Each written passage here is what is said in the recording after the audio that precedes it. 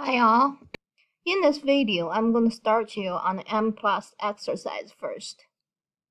The CFA model shown in this diagram is based on a study using the Mplus burnout inventory. The data were collected from a sample of 580 elementary teachers. You can see that there are three latent factors: emotional exhaustion, depersonalization, and personal accomplishment. Each factor has 4 measured indicators. I provided you with the covariance matrix. Download the data, write your Mplus command file to analyze this CFA model before you move on with this video. Remember to check information in the output file and modify your model if the fit indices are not very good. Now you're done, let's take a look at the Mplus data file first. Remember, we used a covariance matrix, so there's no need to include the variable standard deviations. You can see in the command file, I made it clear after the file name type is covariance. Information in the variable and analysis blocks is straightforward. In the model block, we have one line for each latent factor. You name the factors right here in this block and start each line with the name of a latent factor. After the factor name comes the keyword by, which is then followed by the measured indicators of this factor. Complete this information for all latent factors. Remember, by default, all factors are correlated, and you don't need to do anything extra. End the command file with the output block, save the file, and run the analysis. Remember, you can check the model structure by viewing the diagram. Here, you have an opportunity to make sure all variables are loaded onto the right factors as you specify in the model. By default, the unstandardized model is displayed. You can see each latent factor has a reference variable and the factor loading of which is 1. You can go to View and choose STDYX to view the standardized model. Pay attention to the factor loadings. Remember, the guideline value is 0.60. Loadings lower than 0.60 suggests that the error component is too high for that measured variable. For example, item 15 on depersonalization. The loading is 0.498, which means more than 75% of the variance in the variable is unexplained error. In cases like this, you might want to check additional information to see whether this item is an appropriate indicator for the latent factor. Back to the output file, let's check the model fit indices first. The model chi-square is 249.4, which is statistically significant with a degree freedom of 51. The RMSEA is 0.082, higher than the guideline value of 0.06. Although the 90% confidence interval has an upper bound 0.09, which is lower than 0.10. CFI is 0.91, not so good because it's much lower than 0.95. SRMR is okay given the value of 0.068. Overall, the model fit is not meeting our expectation. It seems necessary to see what we can do to improve the model fit. Let's move down to the section of model modification indices. Remember, those by statements are used to pair up the measured variables with the latent factors they are intended to measure. The relations you specified in the model are supported with theoretical justification and should not be changed by data-driven information.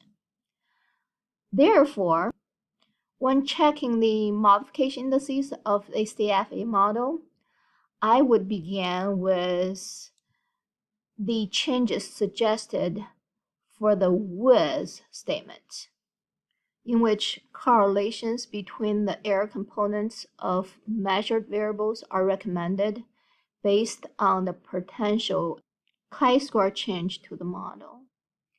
In this long list, you can see that if I add a relation between the error components of items 10 and 11, the model chi-square would reduce by 60.6. I choose this one because it is the highest chi-square reduction among all the suggested changes.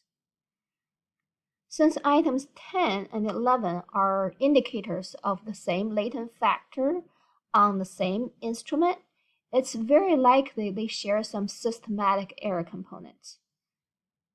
So I'm back to my command file and add a covariance between the two items by typing item 10 with item 11 in the model section. Save the change and run the analysis again. Open the diagram, we can see that our covariance is added between item 10 and 11 in this model. In the output file, we see improved model fit indices. The model chi-square lowered from 249.4 to 195.6, but still is statistically significant, with a degree freedom 50. The RMSEA lowered from 0.082 to 0.071, but still higher than the guideline value of 0.06. The CFI improved from 0.91 to 0.935. SRMR decreased from 0.068 to 0.06. There is still room for improvement. What can we do next? Again, we need to go to the model modification indices. This time, we see that if I add a relation between the error components of items 1 and 2, the model chi-square would reduce by 70.1. Since items 1 and 2 are both indicators of emotional exhaustion on this instrument, I can argue for the likelihood of them sharing some systematic error component.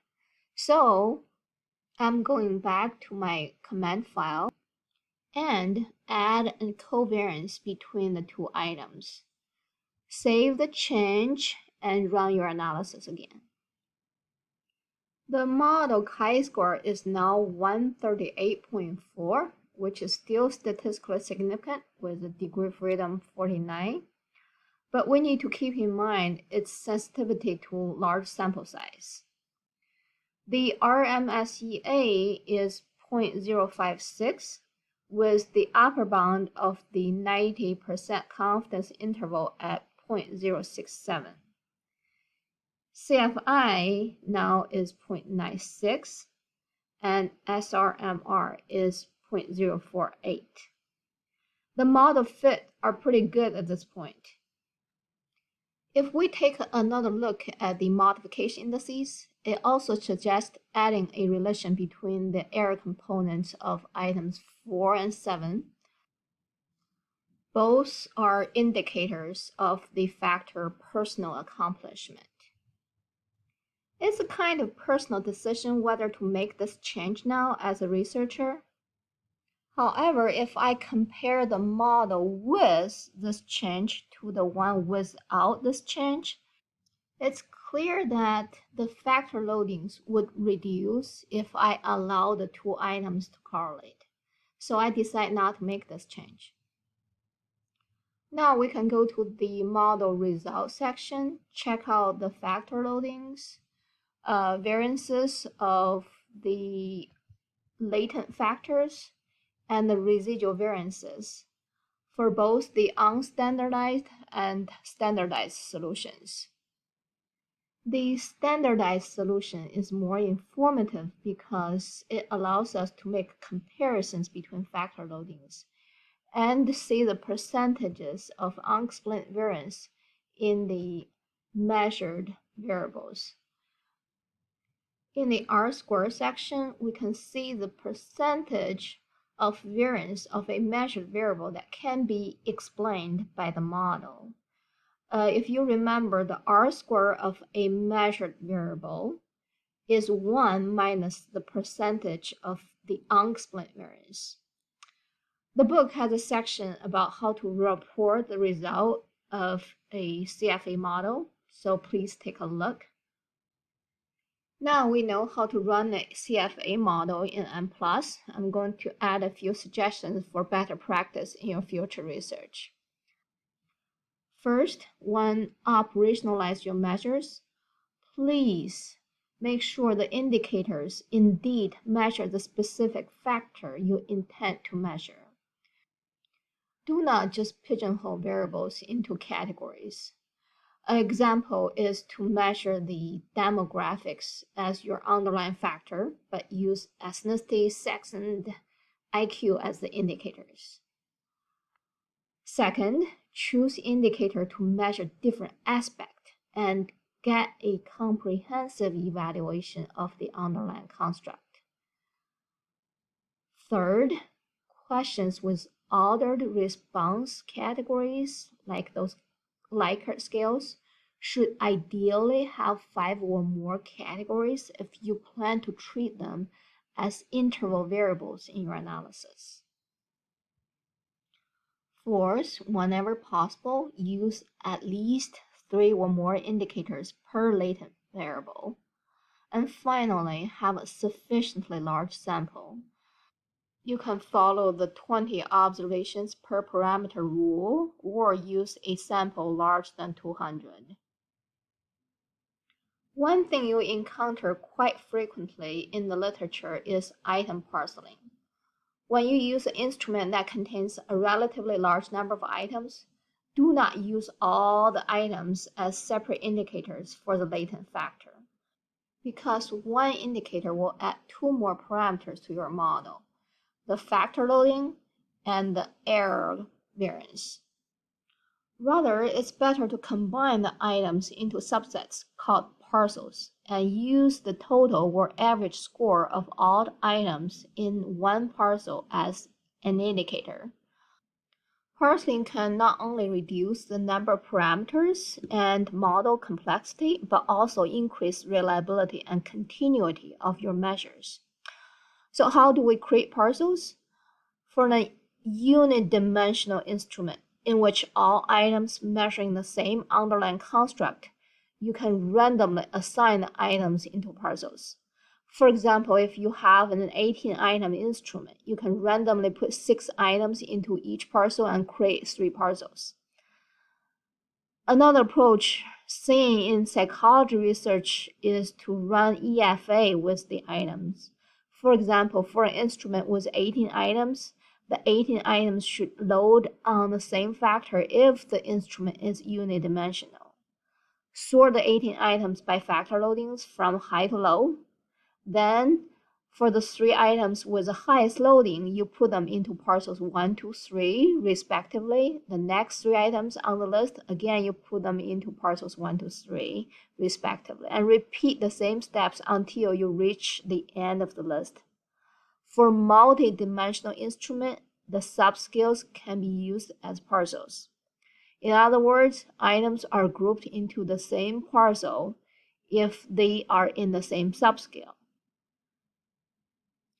You will also hear terms like unidimensional versus multidimensional CFA models.